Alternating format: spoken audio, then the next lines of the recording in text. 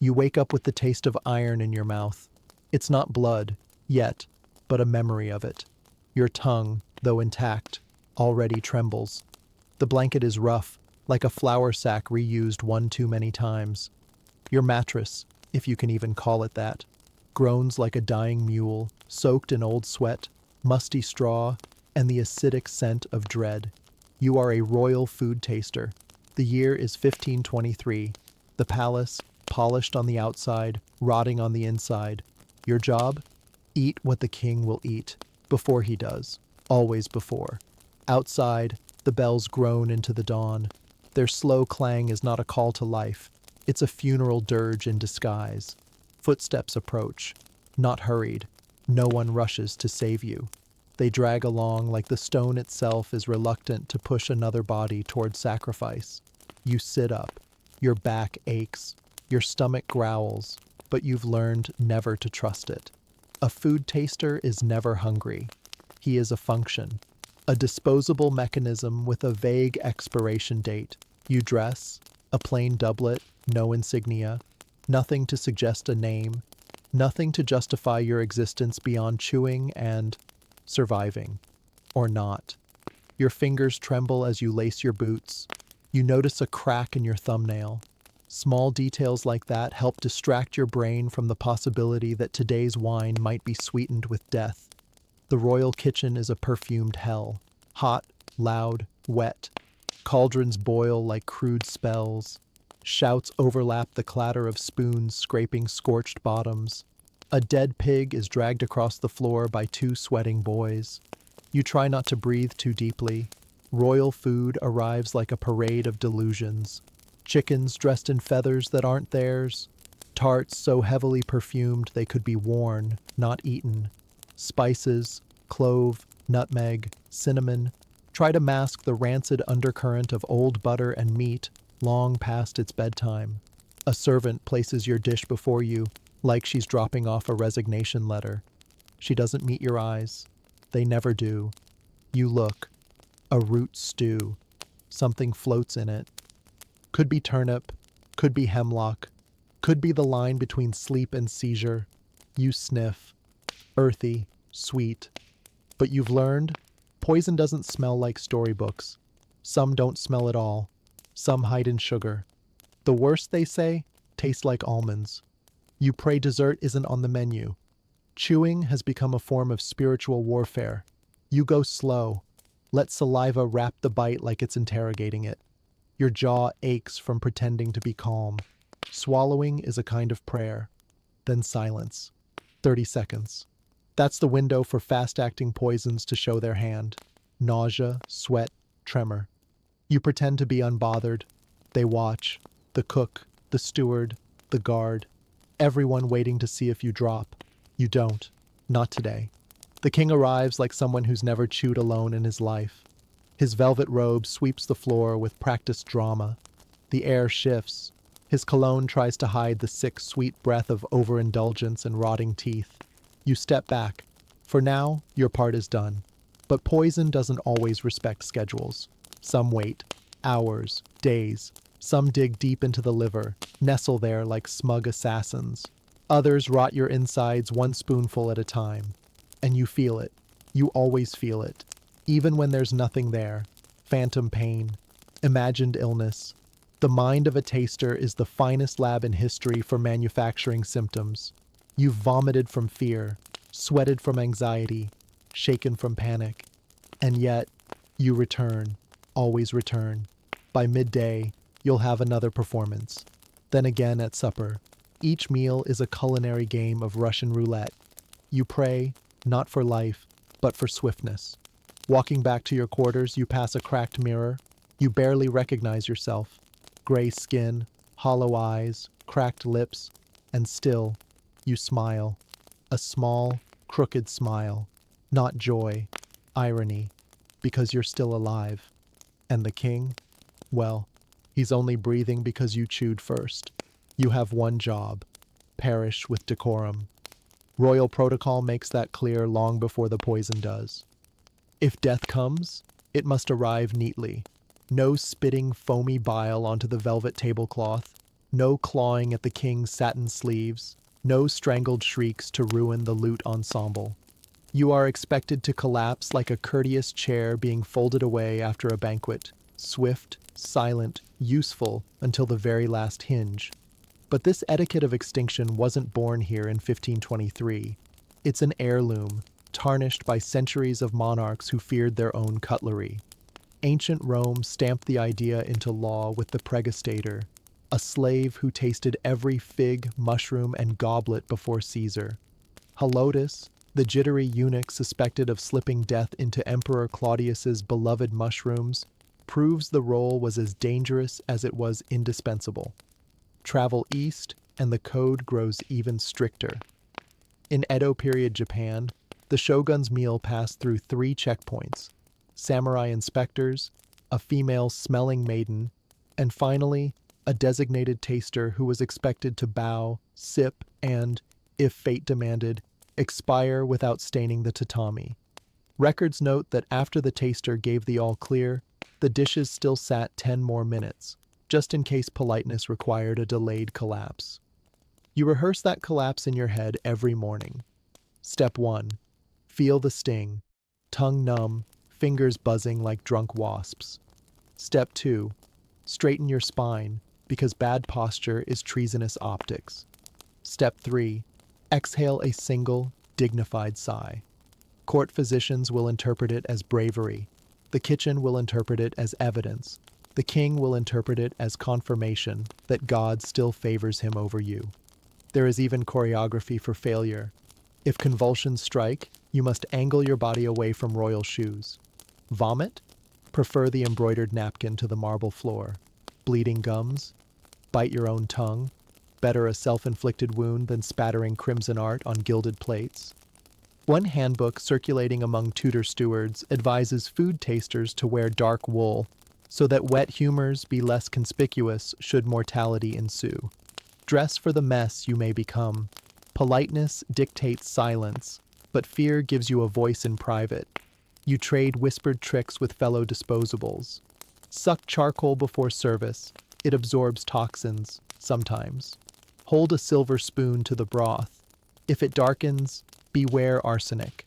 Science laughs at most of these rituals, yet you cling to them like talismans. Even the illusion of control can steady a trembling hand. The nobles, of course, have their own rituals. They pretend gratitude, nodding approvingly as you swallow their potential demise.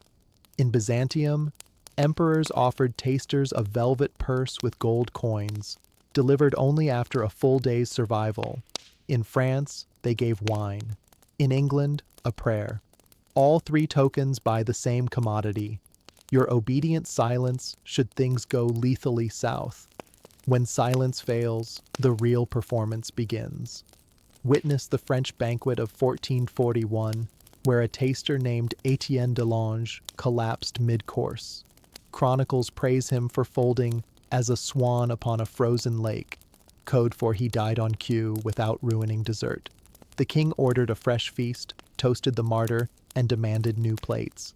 Etiquette preserved, appetite restored. You wonder, will anyone toast you?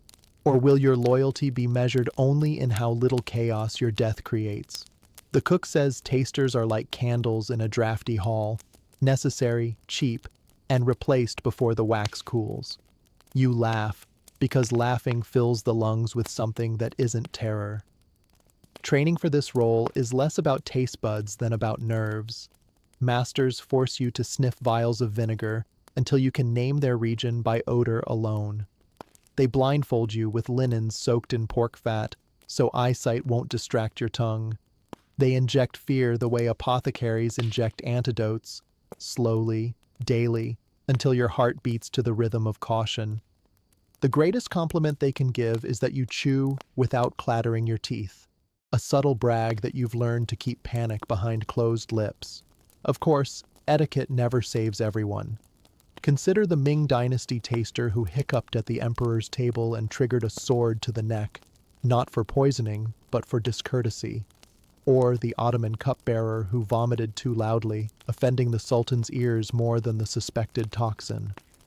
Both forgot the prime rule: poison is acceptable, bad manners are not. So you practice. Spoon lifts, wrist curved just so, eyes lowered but alert. Swallow. Pause. Breathe like a priest reciting sacred text. If death tugs your sleeve, you'll bow to it with grace. Because in this gilded ecosystem, courtesy is the final currency of the powerless. And should you survive another round, should the king dab his lips with silk and nod approval, you'll slip back to your cell, rehearsal complete, ready to repeat the dance at dusk.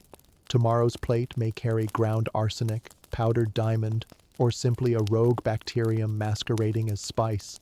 Etiquette won't stop any of it, but it will dictate how beautifully you crumble.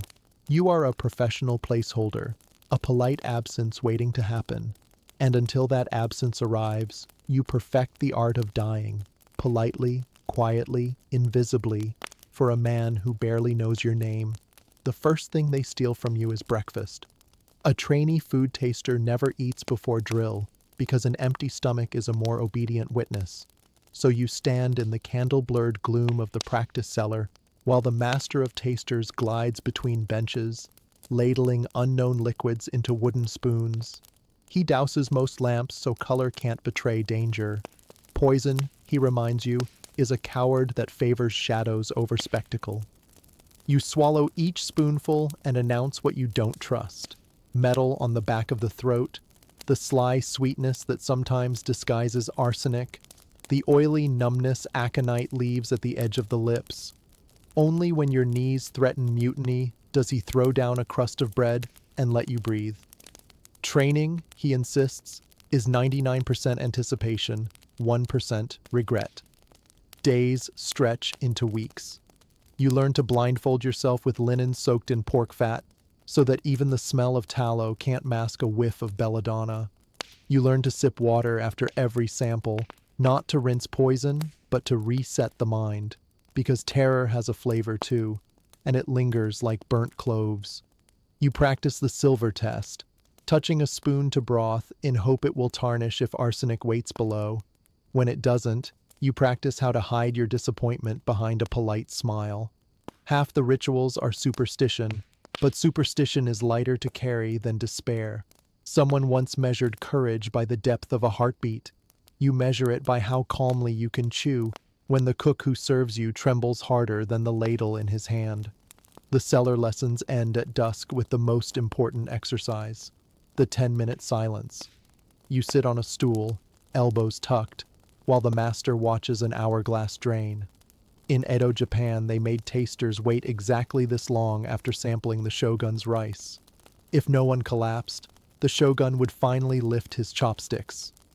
10 minutes is enough for fast poisons to snatch breath, but not so long that the rice grows cold. You count each grain of sand, feeling every phantom twitch in your gut, and wondering whether it is fear, gas, or the first polite knock of death on the diaphragm. Soon you graduate to live service. No tutor stands beside you now, only gilded walls and watching courtiers eager for theater. You discover that the tongue can become as sensitive as a canary in a mine. A trace of copper and your thoughts race to verdigris. A whisper of bitterness in honeyed wine, and you taste the ghost of crushed peach pits, rich in cyanide. But the crueler lesson is that the tongue lies. It invents threats because your mind begs for certainty. A dry throat mimics strychnine. A skipped heartbeat feels like aconite boarding the vessels of the heart. Once, mid-banquet, a tickle in your throat had you preparing to collapse with dignity until a footman's stray feather floated past your nose and revealed the truth. It was only dust.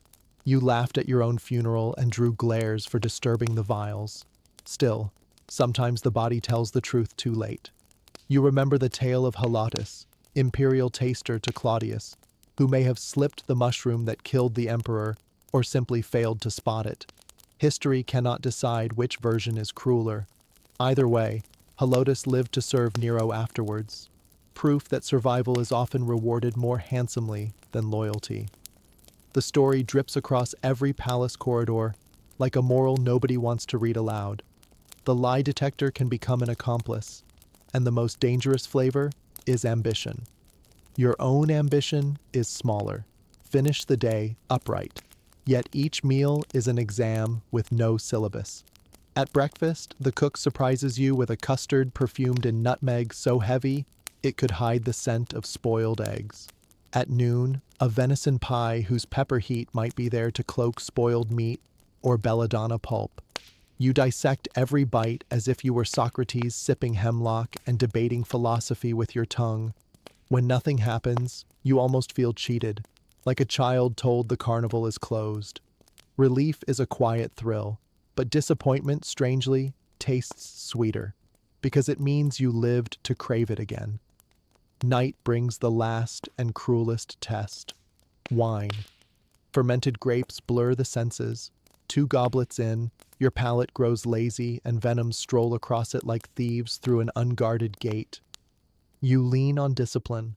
1 sip, let it breathe, roll it across gums for heat, bitterness, metallic hints. Hand over the cup, bow, step back, wait. Behind your ribs the heart thunders like a dropped drum, loud enough, you fear, for the king to hear. He never looks. He trusts your silence more than any prayer. Long after the banquet, long after the king has burrowed into feather mattresses, you lie awake listening to your own organs argue. Was that a cramp or creaking boards? Is your saliva thick because of arsenic or thirst? You recite the master's mantra, inhale vigilance, exhale hysteria, until the words melt into nonsense. Eventually, exhaustion overrules dread, and you drift into shallow, jittering dreams, where every flavor has a dagger's edge. Dawn returns with the same iron taste, the same empty stomach, the same parade of suspects awaiting judgment. You will swallow them all, because your tongue is both judge and doomed witness.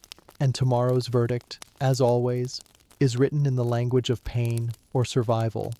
Your mouth may lie, but it is the only truth the king believes. And so you rise, scrape yesterday's terror from your teeth, and prepare to interrogate breakfast all over again. You could swear the kitchen is alive, breathing, sweating, weeping grease through its stone pores. Before dawn, it roars awake like a war beast, belching smoke so thick it stains the arches charcoal and coats every lung that dares inhale.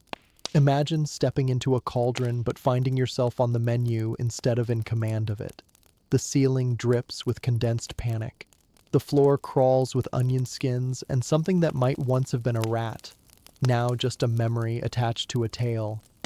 The first assault is the smell, an impossible duet of luxury and decay. Nutmeg and clove pirouette in the air, noble and expensive. Yet beneath them lingers the funk of meat that's already begun its journey to the afterlife. An eel, still twitching out an argument against mortality, slaps the chopping board with a wet pop. Beside it, yesterday's lamb carcass sulks, grayer than a widow's veil, awaiting the camouflage of rosemary, garlic, and a prayer. A hog's head stares glass-eyed from a bucket of brine. Someone will crown it with oranges and pretend that grin is festive rather than rigor mortis. You edge past spit boys rotating whole fowl, peacocks, swans, anything with plumes glorious enough to distract from dryness. One lad sprinkles saffron onto a pheasant as if casting fairy dust. The golden threads glint like treasure, though everyone knows they hide the taste of slightly sour flesh. Another boy fans the coals with wings plucked from the very birds turning crispy overhead.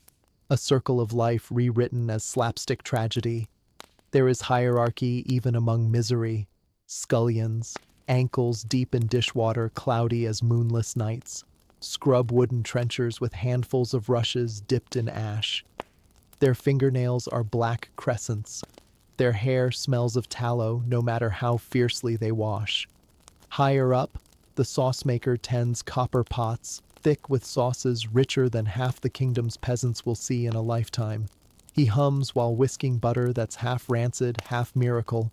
If you churn it with enough spices and faith, nobility will lick the ladle and praise heaven. Yet every perfume has parasites. Lift any lid and you risk a surprise. Silverfish surfing the pastry crust. Little weevils waving hello from the flour. One pastry chef, cheeks redder than beet puree, pats dough obediently packed with minced dates. Each date hides a larva or two, blanched by the baking heat but still coiled like punctuation marks of disgust. No one bothers picking them out. Protein is protein, and the king's palate is more dazzled by sweetness than squeamish over wriggle relics baked to a crisp. At the far hearth, a pot trembles in a perpetual shudder. Inside, stock bubbles with bones so old, the marrow dissolved into ghostly broth days ago. The cook assures you the longer it simmers, the more medicinal it becomes. You wonder how many previous meals have already died in that cauldron, only to be reborn as base note for the next. He tosses a fistful of juniper berries, too many really, and snaps at an underling to grind pepper until his arms shake. Pepper is gold. Pepper covers sins. Pepper can drown the scent of rotting sinew faster than any priest can absolve it. To the side, a confectioner leans over a sugar sculpture that depicts the king on horseback spearing a dragon. Boiling sugar hisses like lava while he molds a mane, ignoring the singed blisters blossoming on his fingertips. No glory if your own blood doesn't sweeten the glaze. You marvel at how an empire can build cathedrals yet still trust dessert to a man who hasn't slept in 3 nights, and occasionally sees double from the fumes. If he drifts toward delirium and salts the sugar, or sugars the salt, tomorrow's banquet will be legendary for reasons no bard will risk singing. Near the ovens, a line of women guts fish with motion so fast it resembles harp playing. Entrails slap into buckets, slick ropes of viscera slipping through calloused fingers. Occasionally they pause to wipe scales from their cheeks, leaving shimmering streaks like accidental war paint. They do not talk. Breath is precious, and jokes die young in this humidity. But their eyes meet yours, with a flicker of recognition. Another soul condemned to swallow the fallout of their labor. And swarming everywhere, the flies. They convene on mutton, practice formation duty over puddings, march across pie crusts like miniature armies claiming new world orders. Kitchen boys chase them with birch switches, shouting threats they know are futile. Now and then a cloud of black wings lifts as a door slams, only to settle again seconds later. A fly's lifespan may be short, but in this palace, it tastes eternity, one sugar-glazed moment at a time. You try to breathe shallowly, yet cannot avoid the hot spice steam that turns your throat to parchment. Sweat drips into your eyes, blurring the dizzying carousel of clanging lids, sloshing ladles, knives thudding through cartilage. In this hell of perfume and parasites, nothing stands still. Not the chickens spinning at the fire, not the thoughts pinballing in your skull. You sip water from a cracked cup and, purely out of reflex, hold it under your nose, sniffing for the sour almond whisper of cyanide or the muddy afterthought of arsenic. Old habits die harder than tasters. The head cook, a mountain of man and menace, barrels past, barking orders in a dialect made of curses and spice measurements. He tastes a sauce with his finger, wrinkles his brow, then drops in more vinegar. Vinegar is his scouring brush. It slices through fat. It freshens wilted herbs. It keeps the princes from puking too soon. He catches your eye, smirks with teeth the color of toasted barley, and gestures to the platter cooling by the window. A basted capon destined for your scrutiny. Steam rises from its glossy skin, carrying notes of sage and maybe, just maybe, a whisper of something unnatural. As you step forward, heat presses against you like a wine-soaked blanket. Somewhere overhead, a maggot-laced ham swings on a hook, waiting its turn to be perfumed into acceptability. A pot spills, water hisses on coals. A cook curses the devil and everyone's ancestors. And through it all, the kitchen keeps devouring itself, feeding on flames and fear. You lift the carving knife, slice a morsel, and taste. It is tender, buttery, dangerously delicious. Your tongue searches for treachery, your stomach knots, and in that moment, the entire engine of royal appetite pauses to watch whether the machine, meaning you, will keep turning. You swallow, count heartbeats, sense every bead of sweat trailing down your spine. Outside, the banquet hall waits in candlelit expectation. Inside, the kitchen exhales, rumbles, then resumes its dance with rot. You are still standing, which means the feast may proceed. For now, at least, the parasites keep their promises, the perfumes hold up their end of the bargain, and the king will dine under the illusion that splendor is sterile. You know better. Splendor merely puts on extra clothes and hopes nobody notices the worms. The banquet hall looks harmless at first glance, an ocean of linen, candlelight, and polished glory, but you know better. Before a single ladle touches broth, lethal possibilities already bloom across the table like invisible mold. The threat is not in the soup this time. It's in what cradles the soup, in the glaze that shines too brightly, in the goblet whose inner walls glitter with the promise of a slow, stupid demise. Take the dinner plates, earthenware baked in kilns that never quite reach the correct inferno, then brushed with a glaze laced generously with lead. Artisans swear the lead makes colors sing, turns dull ochre into kingly lapis, but they never mention how it seeps into anything acidic. Citrus sauce, wine, the vinegar-laced rabbit stew that currently perfumes the room. Every bite you take scrapes microscopic dust from the surface, each mote eager to settle in your bones. The process is polite, courtly even. It steals your vigor one meal at a time, replaces it with fatigue, gout, and the odd bout of madness. By the time physicians notice your trembling hands and pale gums, the plates have already moved on to their next victim. Beside them, a tower of pewter cups reflects the chandeliers in a wavering blur. Pewter is mostly tin, something the body can tolerate in small mercy. But generosity ruins everything. Alloy in too much lead, and the cup becomes a silent traitor. The servants polish them with vinegar and salt until each rim gleams like polished coins. The act unlocks more lead, disguises it under a metallic sweetness, and sends it swirling into the king's favorite burgundy. He sips, smacks his lips in bliss, unknowingly toasts the slow erosion of his own intellect. You stand by, glass of water in hand, counting how many times he forgets the name of his hound this week. Even innocent-looking enamel jugs harbor their plots. The enamelers sprinkle arsenic into the mixture because arsenic coaxed white to be whiter, pure as driven snow. After firing, the jug appears flawless. No cracks, no discoloration. Yet the arsenic sits near the surface, waiting for a tiny chip from careless handling. One strike against a trestle table and flakes drift into ale, brittle and tasteless, but efficient. Ale, of course, ferments in oak barrels lined with pitch. If the pitch contains mercury salts, there's another toxin ready to tag in, eager to numb tongues and loosen teeth. The king, of course, asks after your health only when gossip pricks him. "You look pale," he remarks one afternoon, dabbing grease from his beard. You bow, assure him the new saffron custard is splendid. He smiles, satisfied that your suffering proves his food safe. Later you vomit behind a tapestry while minstrels tune their lutes for the evening masque. Your retching is muffled by velvet and melody.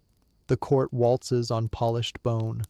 What keeps you tethered to breath is the stubborn rebel inside every taster, the refusal to grant poison final authorship. You mark each surviving dawn as a line scratched inside the skull, forming a secret chronicle the steward's ledgers will never record. The body weakens, yes, but will adapts. You learn to sip gruel when solids revolt, to steady trembling hands by pressing them against cold flagstones, to greet headaches like uninvited cousins who must be housed but not heeded. And sometimes, miraculously, the poison tires first, slipping away like a bored suitor. Days pass, strength seeps back, hair regrows, memory stitches itself. You rise lighter, hollowed but alive, and march back to the high table, where the next chalice already gleams.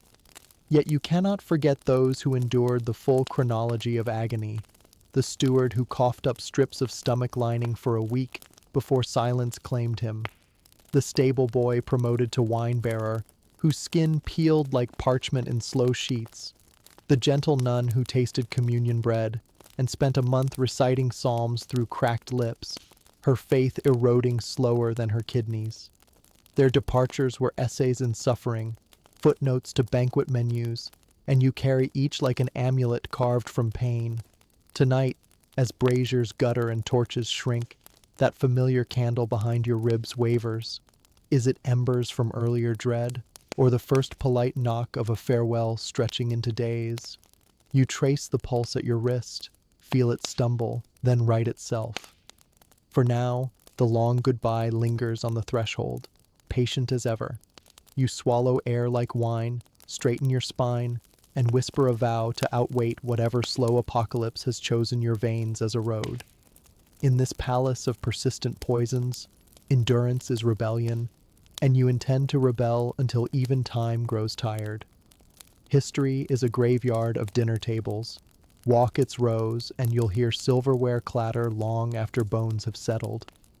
Every so often you pause beside a toppled goblet or a half-gnawed fig and think, that, right there, was the moment the world tilted. Tonight you wander those tables in the dark, lantern held low, tasting echoes of curses that rewrote empires. First stop, Babylon, June of a sweltering year. Alexander insists will never end. He's 32, invincible, sweating imperial ambition into a bowl of chilled wine. You stand to the side, no one dares taste for a god king, yet your instincts prickle when a servant stirs honey into the cup a beat too long. Alexander drains it in 3 gulps. Hours later the conqueror groans, clutches his gut, begs for more wine to quench a fever rising like dawn over burning sand. 10 days of agony follow. Was it tainted water, malaria, or a powder of vengeful hellebore? No verdict, only the soft click of destiny changing hands, while his generals divide kingdoms like slices of funeral bread. Shift the lantern, and you're in Rome, watching Emperor Claudius reach for mushrooms, the food of the gods. His wife purrs. He trusts her. She is Agrippina, mother of Nero, patron saint of strategic widowhood. You imagine the palace taster swallowing first, feeling only buttery herbs and a hint of pine. Safe. Claudius chews, smiles, then stiffens. His doctor rams a feather down the emperor's throat to force vomit, but the feather's tip is rumored to be dipped in more poison, just in case mercy falters. By dawn, the seat of power is vacant, and a boy with a future of fiddles ascends. Cross the Alps to Renaissance Florence. A cardinal named Giovanni de' Medici hosts supper heavy with artichokes and intrigue. Dessert arrives, sweet perfumed marzipan coins. Moments after savoring the almond kiss, he slumps, lips blue. Almond, you know, is cyanide's favorite masquerade. Whispers bloom faster than poppies, papal plots, Spanish daggers, or simply the cardinal's gout catching up. Artichokes remain innocent. The marzipan is confiscated, melted down, and, so legend says, re-poured into candy for rival mouths a week later. Travel north. The wind stings with Russian winter. Grigory Rasputin devours cakes drenched in cyanide, served by men who fear his grip on the Tsarina. He laughs, swallows Madeira wine likewise laced, and keeps laughing. Cyanide meets a stomach seasoned by years of questionable asceticism and homemade vodka. It whimpers. Hours pass. Conspirators grow frantic. Bullets finally do what pastry could not. But it is the poisoned cakes everyone remembers, proof that some demons dine on toxins for sport. France, 1749. The Marquise de Brinvilliers rehearses a charming dinner patter while sprinkling inheritance powder into her father's soup. Weeks later, father is dead, soon followed by brothers, each complaining of relentless stomach fire that physicians label mysterious flux. The Marquise writes careful recipes in a notebook, as if perfecting a sauce. Eventually, a servant steals the book. She ends at the scaffold, mouth stuffed with a flare of holy water before the axe, yet Parisian hostesses still ask for her proportions whenever a troublesome heir catches cold. Now, England. George III's court sings God Save the King, but long before his famous madness, another monarch's mind unravels at table. Henry VIII's last taster, Will Sommers, swears the king's wine smells oddly sweet. Henry drinks anyway. Within months his ulcers bloom, his temper roars, His memory snarls at shadows. Historians blame diabetes, syphilis, shattered conscience. You suspect a cocktail of careless pewter and slow arsenic trickling through lavish feasts. Sometimes murder doesn't need motive, only convenience and ignorance dancing together in candlelight. You notice something. Every poisoned feast creates two ghosts. One is the corpse, the other is the question. Did the wine truly glitter suspiciously? Did the spoon darken? Could the taster have stopped it? The banquet hall echoes with maybe, maybe, maybe, the most persistent aftertaste of all. Look closer at the edges of these scenes, and you'll glimpse your own lineage, nameless samplers sniffing sauces, countless tongues blistered in anonymity, so a headline death could claim center stage. A Persian slave collapses moments before Alexander's second cup. Footnote lost. A Roman eunuch named Halitus survives Claudius's dinner only to serve Nero breakfast. His heartbeat an ironic metronome for a dynasty. Somewhere in Tsarist St. Petersburg, a scullery maid who nibbled Rasputin's cakes spent 3 days vomiting in secret, then returned to wash dishes nobody trusted. What binds all these finales is repetition. Eat, gasp, die, repeat. An eternal chorus. Each generation believes it invents a subtler toxin, a cleverer glaze, a more obedient taster. Each generation also discovers the body's talent for betrayal, for folding without warning, for turning a dining room into a courtroom where the verdict is always guilty and the sentence tastes like almonds. Your lantern gutters. One last table waits in darkness, blank, polished, set for tonight's royal supper. The chair at its head stands empty, but the silver is already sweating, and somewhere a cook sugars a sauce a shade too generously. You feel your stomach knot in ancient recognition. Famous last bites don't belong solely to emperors. They're a possibility plated anew every dusk. History merely decides which deaths deserve verses. The rest dissolve into grease on wooden boards, scrubbed away before dawn trumpets the next course. You blow out the lantern and walk back to the present, mouth dry, tongue alert. In an hour, you will taste for your king again. Maybe historians will jot his name someday. Maybe yours will hide between commas. Either way, the pattern is set. Knife glints, cork pops, audience leans forward. Eat, gasp, die, repeat. Imagine the steward taps your shoulder at dawn and says, ever so casual, that the regular taster has fallen ill. He doesn't add violently before ill, but the pause is large enough to crawl through. You, clever visitor, are volunteered. It's only for 2 days, he promises, just until the apothecary rules out plague. 48 hours. A weekend holiday if you squint. You nod. How bad can candle-lit meals and fancy leftovers be? And follow him into the labyrinth where appetites are weaponized. Hour 0. The kitchen is louder than church bells, hotter than confession. They sit you at a scarred table that still smells of other people's terrors. The first dish arrives, porridge shimmering with fig syrup. You take too large a spoonful, rookie bravado, and almost burn your tongue, which is when you realize you've already ruined the one tool that might save you. Everyone watches. You swallow. Nothing happens. A cook exhales the way men exhale after dice roll their way. You grin, heart thumping like a fist against stained glass. Hour 3. Breakfast refuses to kill you, so the palace finds new ways to try. A servant brings tasting samples for the mid-morning ale. 3 pewter beakers, same color, maybe not the same future. You sip each, noting how the second seems sweeter, the third carries a shadow of copper. The steward shrugs. Different casks.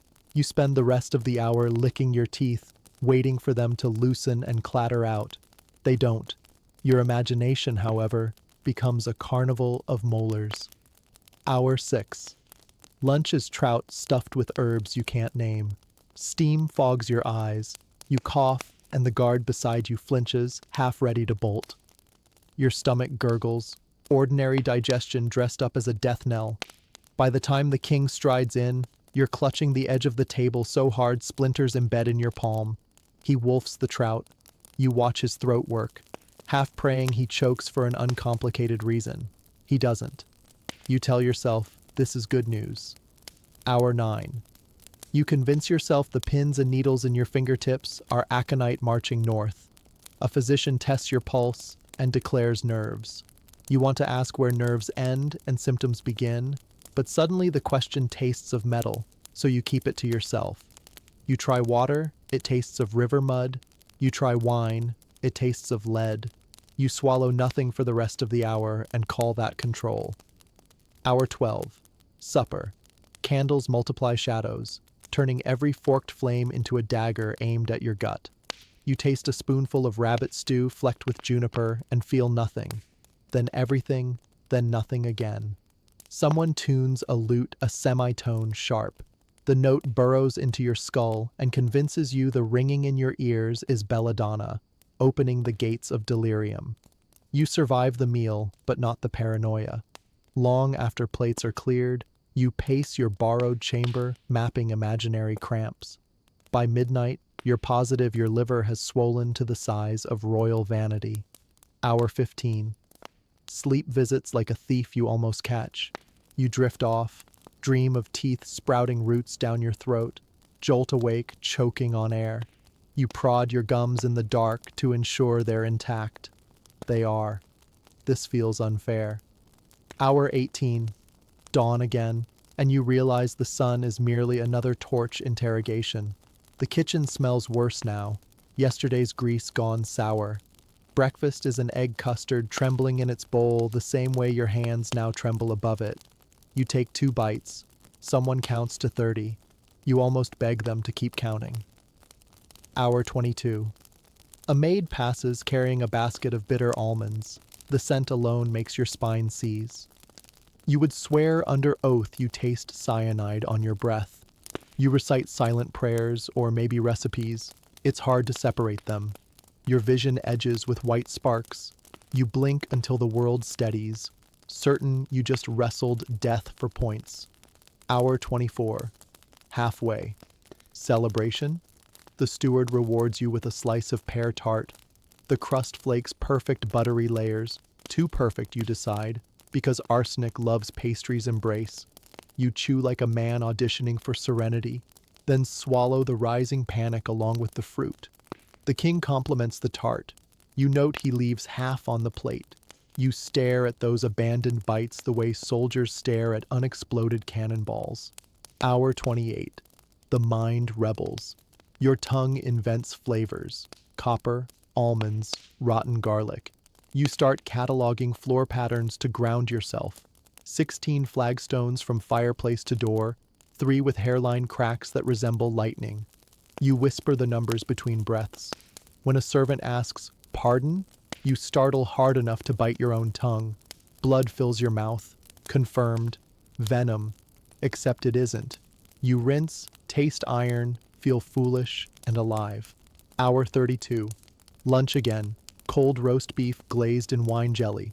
The fat congeals like translucent fear. You nibble, wait. The kitchen clock ticks. Somewhere a dog barks twice. An omen? You decide every ordinary sound is code. The tick becomes a countdown, the bark a signal. You nearly laugh, then nearly cry, floating between both like oil on broth. Hour 36. Your body begins filing grievances. Throat raw from constant swallowing, jaw sore from staged nonchalance, eyes grainy as sand. You turn your head and every vertebra creaks a warning. One more pivot and something vital might snap. Afternoon tea brings spiced biscuits. Cloves numb your tongue, which feels like surrendering a shield. You nibble anyway, because refusing looks suspicious, and suspicion is sometimes deadlier than strychnine. Hour 40. Supper, the final gauntlet, arrives on platters broad as shields. Duck in orange sauce, gilded pies, a pudding that wobbles provocatively. You take performance-sized bites and conduct a private autopsy of each texture while courtiers gossip about jousts. Someone mentions a knight unseated by nerves. You smirk at the irony of falling off a horse. At least a horse is honest about trampling. Hour 43. Night corridors stretch like intestines, torchlight pulsing. You lean against stone so cool it almost rinses panic. You feel a stitch in your side and freeze. Could be gas, could be doom. You remember reading that true agony blooms slowly, like ink in water. You watch for blossoming pain. Nothing. You breathe, shallow, then deeper, and push off the wall. Hour 46. Final test. The king demands warm milk with honey before bed, claims it settles dreams. You taste from his cup. The milk coats your tongue, thick and cloying. Honey hides sin better than any priest. You wait. 10 heartbeats. 20. 30. You nod, bow, present the cup. He drinks. You're too numb to care. Hour 48. Dawn's pale blade cuts through the shutters. You are still vertical. The steward claps your shoulder exactly as he did 2 lifetimes ago and says the regular taster has recovered. You feel a laugh wedge in your throat. Recovery sounds suspiciously like burial, but you merely nod. Your tongue is swollen from phantom poisons, your heart hollow as a sucked marrow bone, yet your relief tastes curiously like defeat. You stagger outside, eyes aching at honest sunlight, and discover colors are impossibly vivid when you've spent 2 days expecting them to fade forever. You think you'll sleep a week, maybe never take another risk. Then the wind shifts, carries a distant scent of roasting meat from the kitchen vents, and your stomach growls. Because terror is temporary, but appetite is eternal. You smile, haunted and hungry, and understand exactly why tasters return to the table until the table finally returns the favor. It is long after midnight, long after revelry has puddled into snores and guttering candles. You sit alone in the banquet hall, a sentinel among overturned goblets and crumbs that glitter like mica in moonlight. The tapestries still billow from the heat of 100 bodies, yet the room feels colder than a crypt. Everywhere you look is evidence of trust. Plates scraped clean, knives laid aside, a dozen hearts that surrendered fear the moment you swallowed before them. Trust. It hangs heavier than any chandelier here, and just as likely to fall. You run a fingertip along the table's scarred oak and feel the residue of citrus, salt, and desperation. Minutes ago, the king himself reclined in that tall chair, laughing behind a jeweled goblet you had pronounced safe. He never sees the calculation flicker behind your eyes, the way you watch each servant's shoulders for tension, each handmaiden's wrist for trembling, each cupbearer's hesitation. To him, your nod is scripture. To you, it is a coin toss dressed in politeness. The king's footfalls still echo in empty corridors when the dread arrives. Not the sudden bolt of poison racing for your heart, but its subtler cousin, the cold certainty that death can arrive from any direction and wear any face. You imagine invisible cracks spiderwebbing across the walls, each one a pathway for betrayal. In truth, they are only flaws in plaster, yet your pulse stutters anyway. You know how easily flaws widen. Paranoia is a diet you ingest without noticing. At first it's a pinch, harmless seasoning. Then it becomes the main course, chewing you from the inside. It sharpens your senses past usefulness. Every pop of a knot in the fire becomes a crossbow. Every sweet waft of marzipan a cyanide breeze. You can no longer taste joy because you taste everything. Lead, mercury, malice. The tongue that once loved quince and cloves now functions like a prison guard counting prisoners at dawn. Tonight the moonlight knifes through a broken shutter and lands on a pewter jug. You know that jug. Small dent near the rim. A bloom of tarnish no polish can hide. You recall the steward filling it earlier with watered wine, surely harmless, yet now it looks malignant, a villain posing as a vessel. You lift it to your nose, detect nothing, but your imagination supplies a bitter almond note anyway. You return it to the table, ashamed by the tremor in your hand. This is how power corrodes. The king fears you might fail. You fear everyone else might succeed. At killing, at lying, at being braver than you. The cook eyes the butler eyes the cupbearer. Each certain treachery lives 2 seats to the left. Service turns into theater, where no one trusts the script.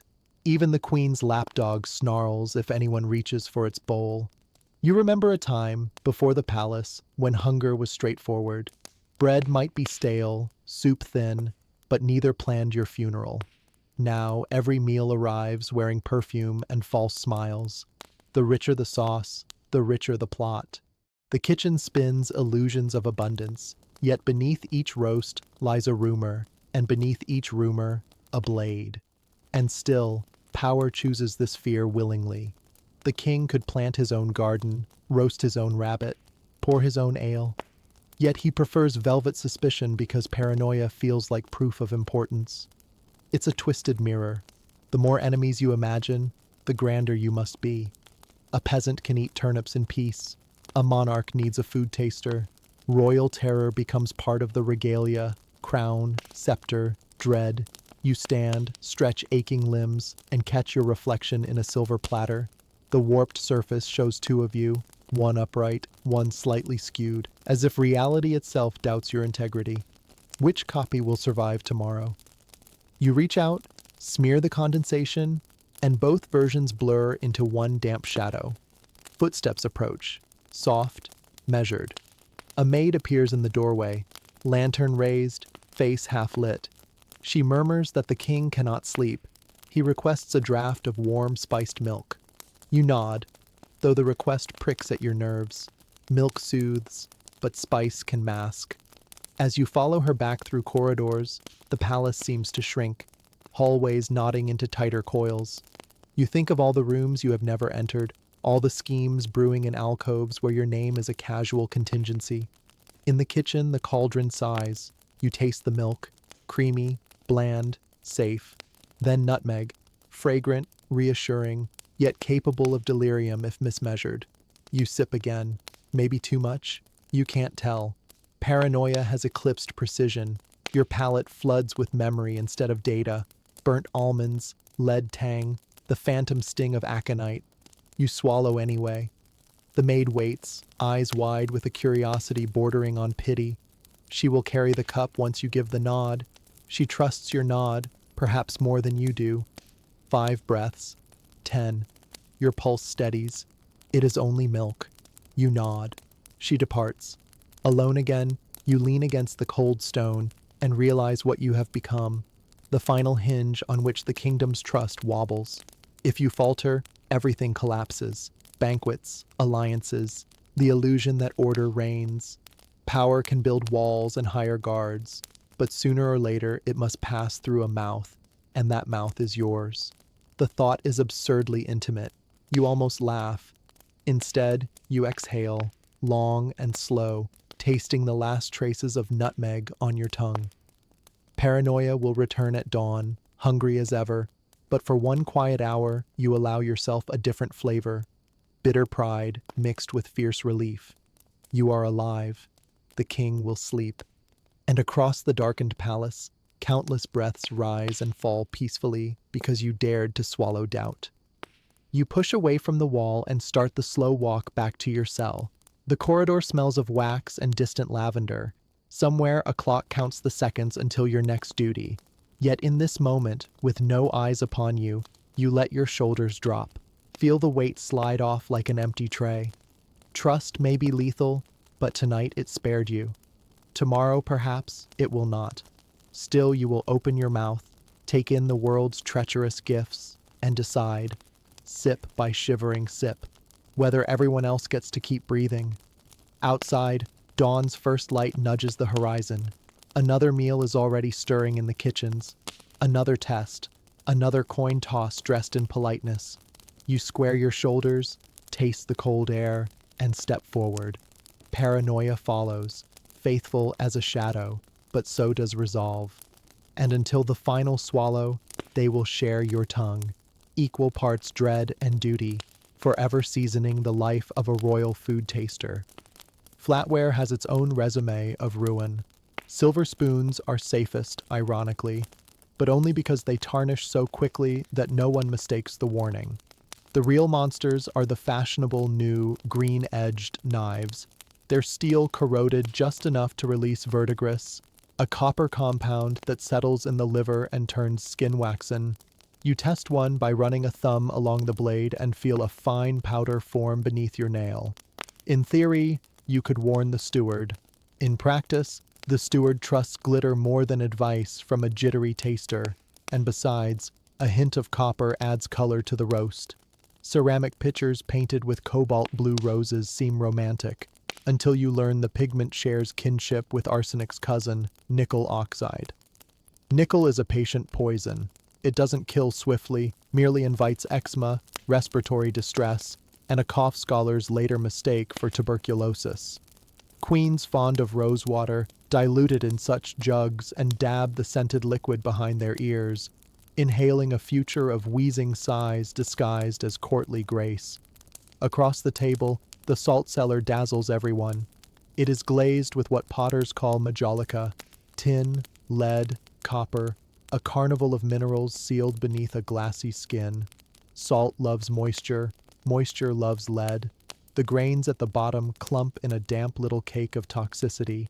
When the butler tips the cellar to refill smaller dishes, a slurry slides out that could season and sabotage a kingdom in equal measure. You once tried to explain this to a lady in waiting.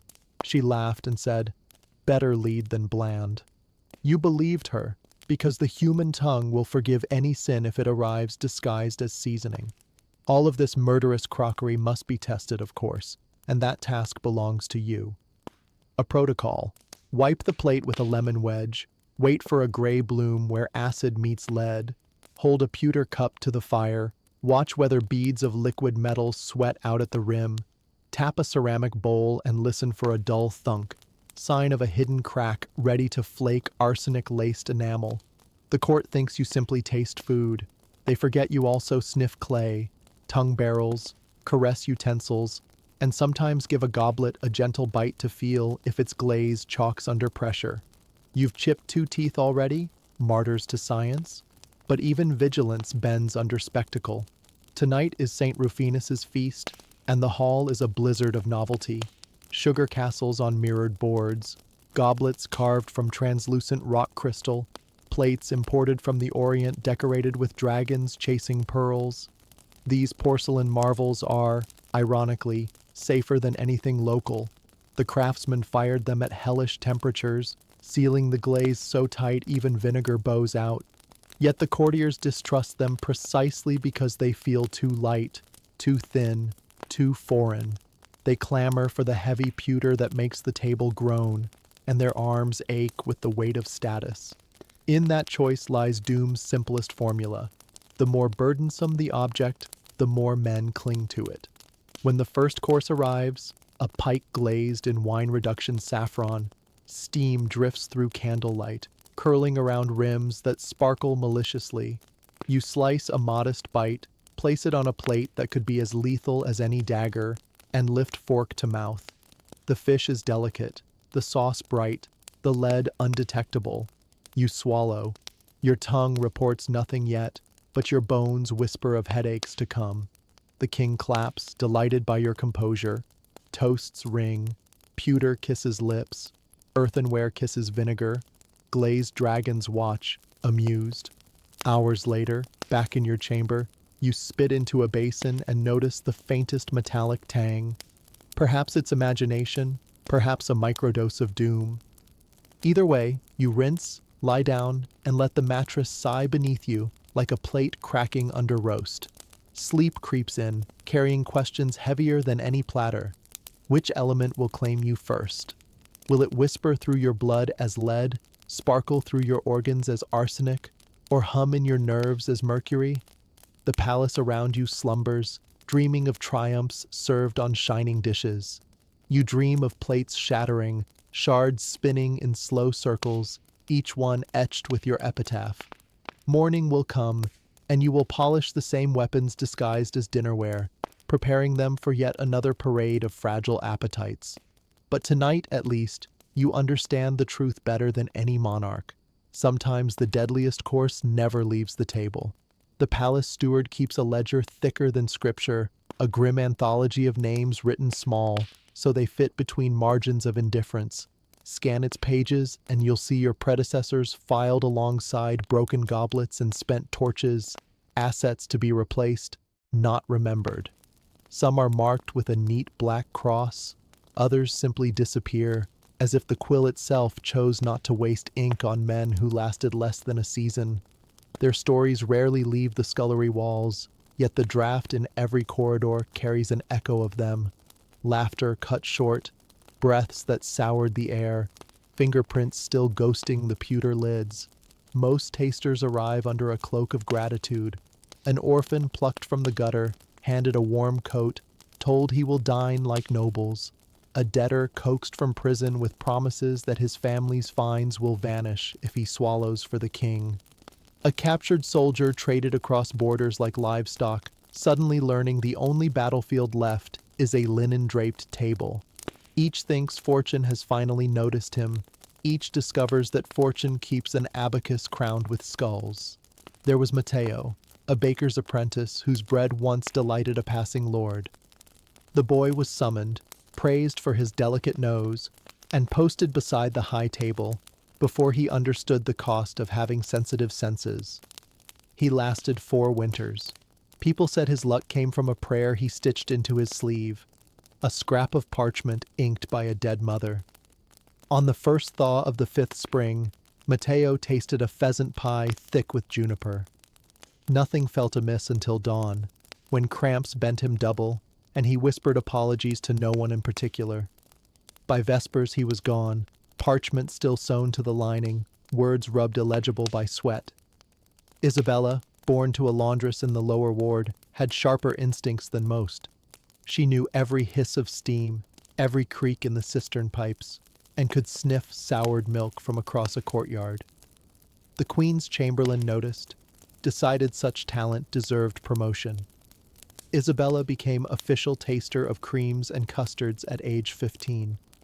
She never feared venom, she feared men, and rightly so. Palace corridors were hungrier than any poison. She mastered the art of vanishing into alcoves, clutching her tasting spoon like a dagger. In a rare pocket of calm, she'd hum lullabies over a bowl of clotted cream, tasting between notes, imagining a field beyond the walls where flavors meant safety, not suspicion. She survived longer than records expected, 2 decades, until a careless nick of lead-glazed pottery salted her blood with madness. The scribes wrote melancholia and moved on. And then there was old Bram, though no one remembers if Bram was his real name or just the sound he made clearing his throat. He'd been a spice runner in youth, sailing between Moorish ports, learning the bitter gossip of cargo holds.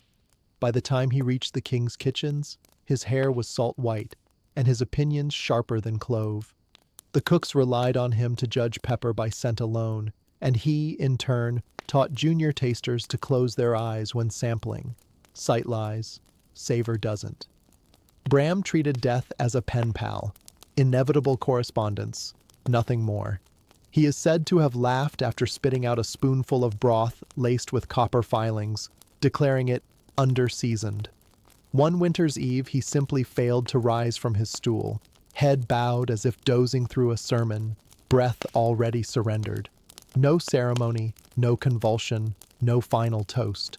The steward recorded, expired quietly, replace within the week. Their quarters lie beyond the laundry yard, a row of narrow cells smelling of damp wool and sleeplessness. Each door bears scratches, some tally marks, some prayers, some merely attempts to tunnel out through solid oak. Inside, belongings tell tales the steward's ledger skips. A carved whistle wrapped in frayed ribbon, perhaps once a toy. A tiny seashell carried from a coastal childhood, pressed each night against an ear to summon better tides. A single red shoe without a partner, kept as proof its owner once danced. On cold nights you can listen to the wind hiss through the keyholes and almost catch the refrain of those memories, like music half forgotten. Yet the court at large refuses nostalgia. At dawn a new tray appears, a new mouth bows to taste it, and the pageant resumes. Servants gossip briefly. So-and-so coughed blood, one girl lost her hair overnight. But by the time the tapestries are straightened, no one mentions names, only vacancies. There's always a line of hopefuls who believe cunning or piety will spare them. They rehearse clever stratagems, charcoal chewed before banquets, garlic tucked under tongues, fasting to sharpen senses. They collect anecdotes of miracle survivors the way children collect river glass, convinced the right ritual might turn them into folk legends rather than footnotes. Hope is the cheapest currency in a palace. It buys loyalty at the cost of perspective. Outside these walls, balladeers sometimes sing of valiant food tasters, martyrs who saved dynasties. The verses are brief, courtiers prefer tragedies that don't linger, and the names are often wrong, polished into prettier syllables. Yet villagers hearing the song by a fireside may pause over their porridge and whisper thanks to the stranger who once bit the deadly berry, so their distant king might see another sunrise. Gratitude travels oddly. It cannot resurrect Matteo or Isabella or Old Bram, but it burrows into the marrow of those who still chew for a living. You aren't sure which is worse, being forgotten entirely or remembered as a moral. On certain nights, when the castle glows like a lantern full of moths, you walk the silent wing where retired platters hang on pegs and cracked goblets retire to dust. You trace a fingertip along a dented lid, the reflection warped and wobbly, and you think of every face erased from the steward's ledger. The metal is pitted, unreliable, but it does not lie. In its wobble, you glimpse your own outline flickering. One day, some junior taster will see a similar shadow and fail to attach it to a name. The circle will close, polite and unremarked. Still, there is a stubborn ember inside each disposable hero. The knowledge that the world turns, in part, because they dare to taste its danger. It is a small flame, flickering but real, and on nights when the banquet ends without incident, it glows just bright enough to guide tired souls back to narrow beds. Tomorrow, perhaps, another page of the ledger will fill. Perhaps not. Either way, the forgotten will keep feasting in silence, their stories seasoning every mouthful, the quiet spice no monarch can afford to taste, yet none could live without. The palace has always claimed that danger wears boots and brandishes swords, but you know the lie of that story by the soft shuffle of silk in candlelight. Behind every armored parade, there is a quieter theater where lace sleeves carry sharper edges than any blade, and the sweetest perfume can be the first stanza of an obituary. It begins in the women's wing, rooms scented with rosewater and crushed violet, where feather quills scratch letters never meant for daylight. Here, conspiracy grows like ivy, hugging stone, silent, unstoppable. You taste it first in the sugar loaf the queen sends to her sister, snow white, fragrant with orange blossom. Court gossip hums that the sister has grown too fond of a certain lord, that her laughter outshines the queen's own, that the king's gaze lingers. You crumble a pinch, press it to your tongue. It melts with a purity that almost sings, yet a faint numbness spreads across your gums, the delicate prelude of powdered aconite tamed by honey. The dosage is shy, carefully measured, enough to inspire fevers and flushes, not enough to summon a priest. A warning disguised as a confection. Step back, dear sister, or the next dessert may hum a harsher note. Women learn young that open violence draws eyes and swords, while a teardrop of venom vanishes into velvet nights. The queen's ladies-in-waiting trade recipes like menu cards, anemone seeds steeped in wine to muddle memories, a kiss of belladonna in face cream to widen pupils and win hearts while storing a darker option for later. They whisper of Catherine of Florence who carried a hollow hairpin brimming with arsenic, one prick behind an ear during a dance, and a rival would spend the next sunrise vomiting prayers. They speak with hushed reverence of a Spanish duchess who favored powdered diamond for stubborn suitors, diamonds scraped into grief-thick wine, grief polished into widowhood. You once glimpsed that duchess in the chapel, kneeling so devoutly you half believed saints would descend. Her rosary beads glinted. You wondered if the metal caps contained mercury salts waiting for an enemy to borrow a prayer. Poison, after all, is devotion's sly cousin. Both require patience. Both promise salvation. Both leave burn marks no confessor can see. Even the apothecary's shelves tell a feminine tale. Vials of attar of roses sit beside jars of crushed apricot kernels, fragrant with cyanide. Saffron for complexion, saffron for strangling breath. A single drawer holds scented sachets stuffed with dried foxglove. Stitch them into a pillow, and the sleeper's heart may dance an irregular jig until dawn folds them into silence. The apothecary never asks questions when a duchess's maid purchases new lace sachets every new moon. Gold speaks louder than suspicion. You notice how the queen's smile broadens whenever tea is poured from her personal porcelain. Imported from the Far East, the pot is glazed in flawless white, safe, unlike the leaded cups offered to guests. Tea is her stage. She measures leaves herself, adjusts the steam, scoops 1 spoon of amber honey for the guest, 2 scoops for the king, none for her own cup. Each measure different, each swirl a coded sentence. Honey masks bitterness and guilt equally well. Once, after a diplomatic supper, the visiting envoy spent 3 days in the latrine, clutching his stomach and bargaining with whichever god held foreign passports. The queen sent broths and sympathy, and the envoy limped home persuaded of nothing except his own mortality. Months later, his king signed a treaty on terms suspiciously favorable to this realm. Fear, it seems, travels faster than treaties. But not all poisoners hide behind thrones. Some stand beneath them, nearly invisible. A wet nurse, dismissed for a rumored flirtation, slips crushed oleander into an infant prince's cordial. The baby lives, but his heartbeat stutters for years, a constant reminder that love from below stairs can curdle into vengeance. A seamstress stitches wolfsbane seeds into the hem of a nobleman's cloak.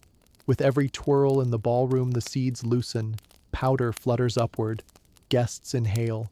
By midnight, coughs spread like gossip, and by dawn, a countess lies pale as frost. No one suspects the seamstress because she is already kneeling, busy mending another tear, her fingers modest, her smile pinched by hunger. You have learned to read these women's silent dialect. A slightly oversweet scent clinging to gloves means a lady has dabbled belladonna into her hand cream. Strangers who kiss those fingers may taste delirium by nightfall. A fingertip brushing the rim of a shared goblet, ostensibly to remove dust, can smear a film of arsenical powder thinner than breath, yet thick enough to write a will upon. So you watch their hands. Hands tell truer stories than mouths. A tremor betrays fear of discovery. A deliberate stillness shouts rehearsed innocence. Do they fret over guilt? Some do. In the candleless hours, you've heard muffled sobs from the Queen's chapel pew. Yet remorse is a luxury seldom afforded to those balancing love, power, and survival.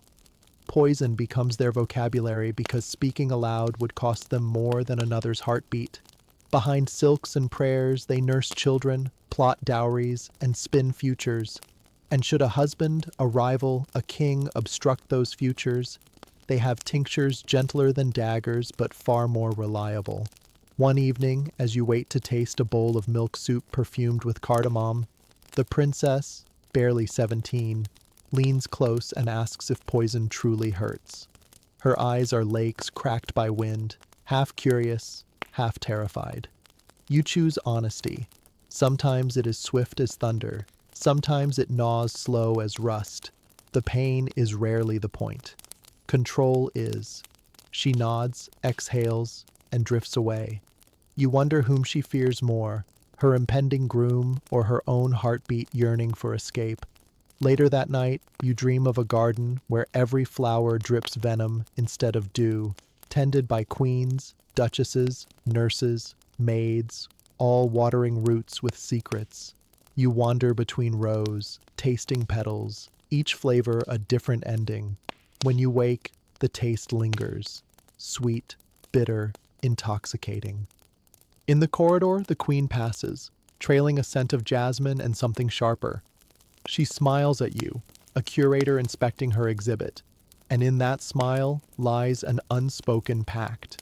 You will keep tasting, she will keep curating, and together you will maintain the delicate balance between affection and annihilation.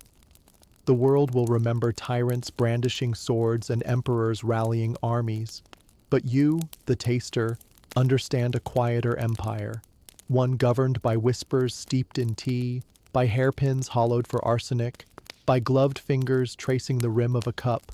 Kings fear daggers only until the first sip burns their throat. After that, their nightmares wear perfume. Nobody fears a thunderclap more than the storm that never ends. In the palace, swift poisons feel almost kind, an arrow's mercy delivered by the throat. What keeps you staring at cracked plaster all night are the slow killers, the powders and tinctures that enter like polite guests, linger like mold, and exit only after painting every nerve with anguish. They are the reason you wake cataloging aches before you've opened your eyes, unsure whether the tenderness in your belly is last night's barley bread or the first kiss of something that intends to court you for days.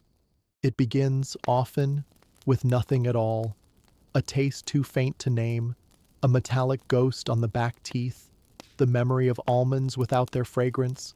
You shrug, sip water, tell yourself terror has a vivid imagination, then feel a gentle warmth bloom behind the ribs.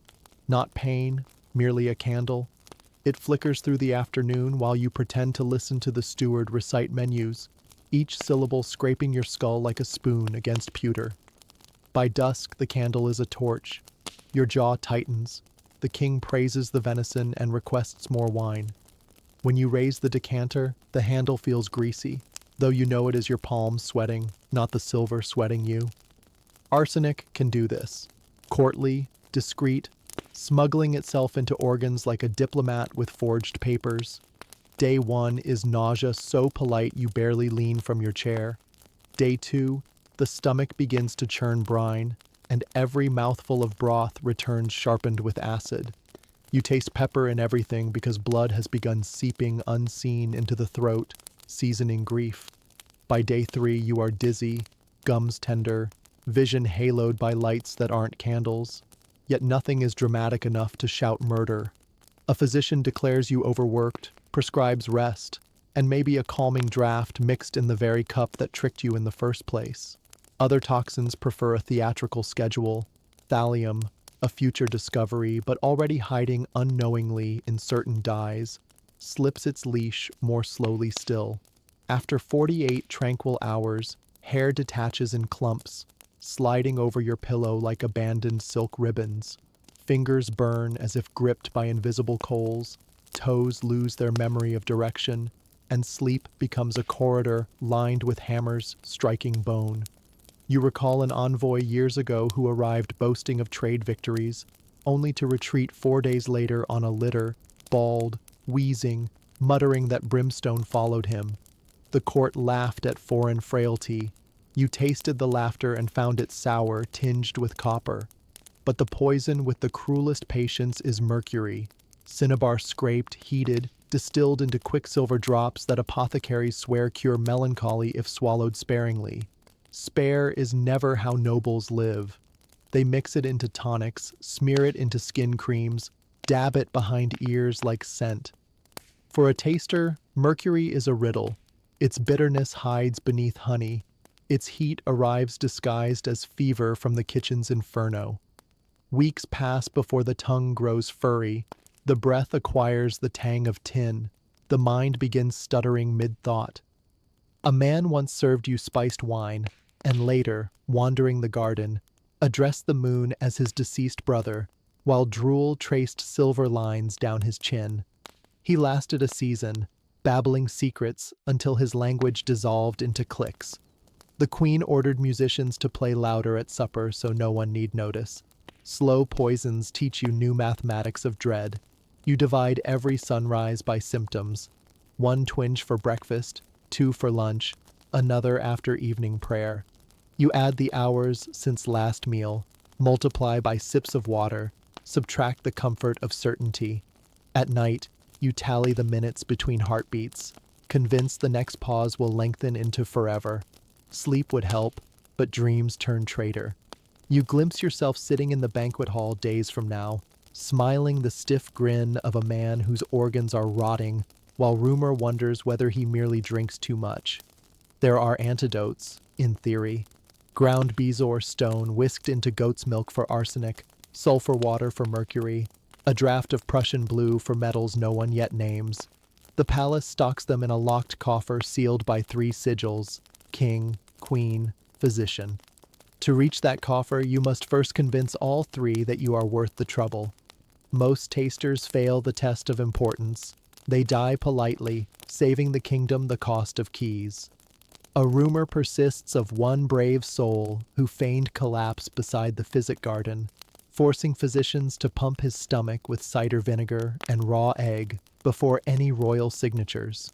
He survived, though stories disagree whether he ever tasted again or merely wandered the orchards, sniffing wind and weeping. Sometimes you consider self-rescue, charcoal chewed until teeth blacken, emetics swallowed to purge uncertainty, cold water plunges that jolt the heart into furious vigilance. Yet each remedy arrives with its own torment, and you fear challenging the poison might break the fragile truce you share with it, an understanding that pain may visit but pride will not scream. So you wait, observe, and catalog. Pain above the navel means arsenic tugs. Pain below signals lead gnawing marrow. Joint aches hint at Mercury's slow sermon on vanity. Knowledge becomes both shield and torment. You cannot unknow what each spasm may foretell.